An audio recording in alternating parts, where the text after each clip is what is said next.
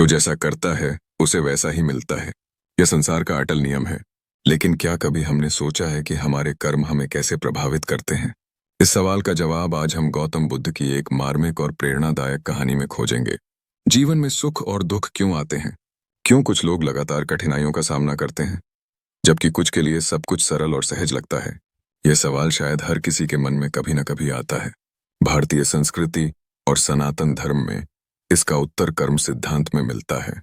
कर्म सिद्धांत कहता है कि हमारे जीवन में जो कुछ भी होता है वह हमारे ही कर्मों का फल होता है। आज हम आपको एक ऐसी कहानी सुनाने जा रहे हैं जो आपके हृदय को छू लेगी और आपके जीवन को नई दिशा देगी। यह कहानी है भगवान गौतम बुद्ध और उनके शिष्य की, जो जीवन के सबसे बड़े सत्य को समझने के लिए व्याकुल था। गौतम बुद्ध, जिन्होंने संसार को दुखों से मुक्ति का मार्ग दिखाया, उनके पास हर दिन सैकड़ों लोग आते थे, कुछ ज्ञान की तलाश में तो कुछ अपने जीवन की परेशानियों का हल खोजने के लिए। उनके शिष्य भी हमेशा उनके साथ रहते थे ताकि वे भी इस सत्य की खोज कर सकें, सत्य और ज्ञान की गहराइयों को खोजने के लिए जुड़े रहें। ट्रूथ एंड फैक्ट SJ के साथ, जहां कहानियां न केवल प्रेरणा देती हैं बल्कि जीवन का मार्ग भी दिखाती हैं। आज की इस कहानी में हम जानेंगे कर्म सिद्धांत का गूढ़ रहस्य, जो हमें सिखाएगा कि जीवन में हर परिस्थिति का कारण हमारे ही कर्म होते हैं। वर्षा ऋतु का समय था। चारों ओर हरियाली छाई हुई थी और हल्की हल्की बारिश से धरती महक रही थी। गौतम बुद्ध अपने शिष्यों के साथ राजगृह के पास एक वन में ठहरे हुए थे। वहां एक विशाल बोधि वृक्ष था, जिसकी छांव तले बुद्ध ध्यान मग्न होते थे। सुबह का समय था। शिष्य बुद्ध के चारों ओर बैठे हुए थे। वे सभी उनकी शिक्षाओं को सुनने के लिए एकाग्रचित्त थे। उसी समय एक युवक, जिसका नाम आनंद था, बुद्ध के पास आया। आनंद बुद्ध का शिष्य तो था, लेकिन उसके मन में हमेशा एक सवाल बना रहता था। भगवान, आखिर मेरे साथ हमेशा बुरा ही क्यों होता है? मैं तो किसी का बुरा नहीं करता, फिर भी दुख और तकलीफें मेरा पीछा क्यों नहीं छोड़ती? उसके चेहरे पर निराशा और मन में घोर उलझन थी। गौतम बुद्ध ने आनंद की ओर देखा। उनके चेहरे पर वही शांत मुस्कान थी जो किसी को भी सुकून दे सकती थी। बुद्ध ने आनंद को पास बुलाया और कहा, आनंद, यह संसार कर्मों का खेल है। जो हम बोते हैं वही हमें मिलता है। आओ, मैं तुम्हें एक कहानी सुनाता हूं, जिससे तुम्हें अपने सवाल का उत्तर मिलेगा। आनंद उत्सुकता से बुद्ध के पास बैठ गया। बाकी शिष्य भी ध्यानमग्न हो गए, क्योंकि उन्हें भी यह समझने की लालसा थी कि जीवन के दुखों का कारण क्या है। बहुत समय पहले की बात है। एक घना जंगल था, जहां तरह तरह के जीव जंतु और पक्षी रहते थे। यह जंगल हरा भरा और शांत था, लेकिन एक दिन अचानक वहां भयंकर आग लग गई। पेड़ जलने लगे और आग तेजी से फैलने लगी। जंगल के जानवर और पक्षी अपनी जान बचाने के लिए इधर उधर भागने लगे। पूरा जंगल चीख पुकार से भर गया था। उसी जंगल में एक छोटा सा पक्षी रहता था। वह नन्हा और कमजोर था, लेकिन उसका हृदय साहसी था। जब उसने देखा कि जंगल जल रहा है, तो उसने अपनी चोंच में पानी भरकर आग बुझाने का निश्चय किया। वह पास के तालाब से अपनी छोटी सी चोंच में पानी भरता और आग पर डाल देता। यह दृश्य देख बाकी पक्षी उसका मजाक उड़ाने लगे। अरे, तुम इतने छोटे हो, तुम्हारी चोंच में जितना पानी आता है उससे यह आग कभी नहीं बुझेगी। यह बेकार की कोशिश है। नन्हे पक्षी ने उनकी ओर देखा और मुस्कुराकर कहा, मैं जानता हूं कि यह आग मेरे चोंच के पानी से नहीं बुझेगी, लेकिन मैं अपना कर्तव्य निभा रहा हूं। मुझे केवल अपने कर्म का ध्यान है, परिणाम तो ईश्वर के हाथ में है। यह कहकर वह फिर से उड़कर तालाब तक गया और पानी लाने लगा। उसी समय देवताओं की दृष्टि उस नन्हे पक्षी पर पड़ी। वे उसकी लगन और साहस से अत्यंत प्रभावित हुए। देवताओं ने वर्षा का आदेश दिया। देखते ही देखते काले बादल घिराए और मूसलधार बारिश होने लगी। कुछ ही देर में आग बुझ गई और जंगल एक बार फिर हरा भरा हो गया। जब आग बुझ गई तो बाकी पक्षियों ने उस नन्हे पक्षी के साहस को सराहा। वे उसके पास आए और कहा, तुमने हमें सिखाया कि अपने कर्तव्य को निभाने से बड़ा कुछ नहीं। तुम्हारे छोटे से प्रयास ने हमें बचा लिया। कहानी सुनाने के बाद बुद्ध ने आनंद की ओर देखा और कहा, आनंद, यह जंगल तुम्हारा जीवन है।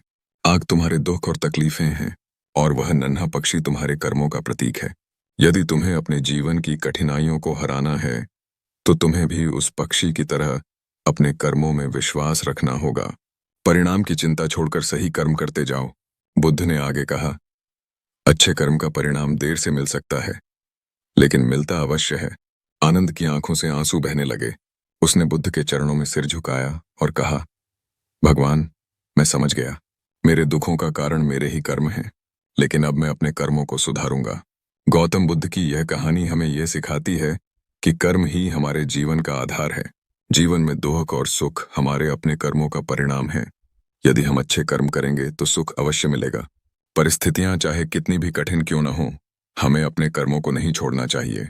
यह कहानी उस नन्हे पक्षी की तरह हमें सिखाती है कि प्रयास करने से ही बदलाव आता है। यदि हम कर्म किए बिना सिर्फ भाग्य को कोसते रहेंगे तो हमारा जीवन कभी नहीं बदलेगा। याद रखें, हम जो भी करते हैं उसका परिणाम एक न एक दिन हमारे सामने आता है। गौतम बुद्ध के जीवन का सबसे महत्वपूर्ण संदेश यह है कि हम जो कुछ भी सोचते हैं, बोलते हैं और करते हैं, वही हमारे भविष्य को आकार देता है। कर्म सिद्धांत इस बात को स्पष्ट करता है कि जीवन में जो भी हमारे साथ होता है वह हमारे ही कर्मों का परिणाम होता है। गौतम बुद्ध ने कहा है, हम स्वयं अपने विचारों और कर्मों के निर्माता हैं। दुख या सुख किसी और के कारण नहीं, बल्कि हमारे कर्मों के बीच से उपजते हैं। इस कहानी में नन्हे पक्षी ने हमें यह सिखाया कि चाहे कितनी भी बड़ी चुनौती क्यों न हो, हमें हमेशा अपने प्रयास करते रहने चाहिए। यदि परिस्थितियां विपरीत हैं, तो यह हमारे लिए एक परीक्षा है कि हम कितने मजबूत हैं। हमें परिणाम की चिंता किए बिना अपने कर्तव्यों का पालन करना चाहिए, क्योंकि जब हम सही कर्म करते हैं तो उसका फल अवश्य मिलता है। गौतम बुद्ध ने कहा, एक बूंद बूंद करके घड़ा भरता है, उसी प्रकार थोड़े थोड़े अच्छे कर्म हमें महानता की ओर ले जाते हैं। जिस प्रकार उस नन्हे पक्षी ने अपनी चोंच में पानी भरकर आग बुझाने का साहस किया, उसी तरह हमें अपने जीवन में कभी हार नहीं माननी चाहिए।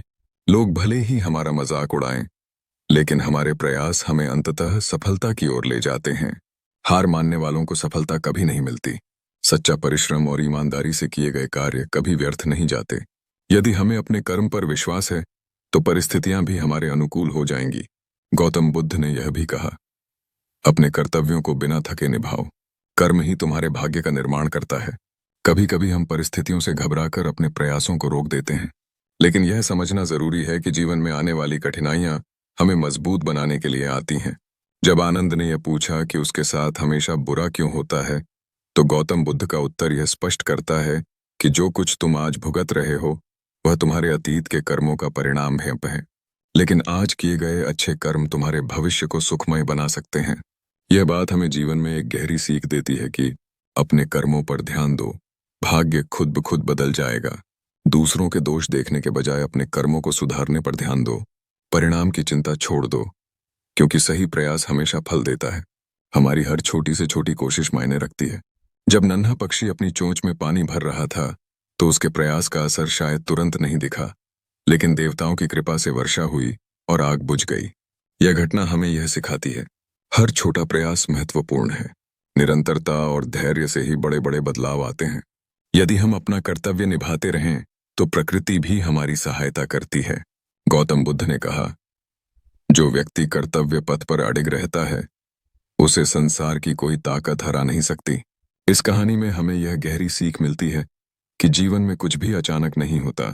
हमारे अच्छे बुरे कर्मों का फल समय आने पर अवश्य मिलता है। कठिनाइयां केवल हमारे धैर्य और साहस की परीक्षा लेती हैं। अपने कर्मों पर विश्वास करो और परिणाम ईश्वर पर छोड़ दो। अगर तुम्हारे प्रयास सच्चे हैं तो पूरी सृष्टि तुम्हारी सहायता करेगी। गौतम बुद्ध का यह वचन याद रखो, जितनी मेहनत और लगन से तुम काम करते हो उसी के अनुसार तुम्हें सफलता मिलेगी। दोस्तों, यह कहानी हमें सिखाती है कि कर्मों का सिद्धांत कभी गलत नहीं होता। जो हम आज बोते हैं वही कल हमें मिलता है। अगर आप भी जीवन में सफलता और शांति पाना चाहते हैं तो अच्छे कर्मों का मार्ग अपनाएं। हम उम्मीद करते हैं कि आपको यह कहानी प्रेरणादायक लगी होगी। ऐसे ही और सत्य और प्रेरणादायक कहानियां सुनने के लिए जुड़े रहें truth and fact SJ channel के साथ। हमें कमेंट में बताइए कि इस कहानी ने आपके दिल को कितना छुआ। हम फिर मिलेंगे एक और नई और प्रेरणादायक कहानी के साथ। धन्यवाद।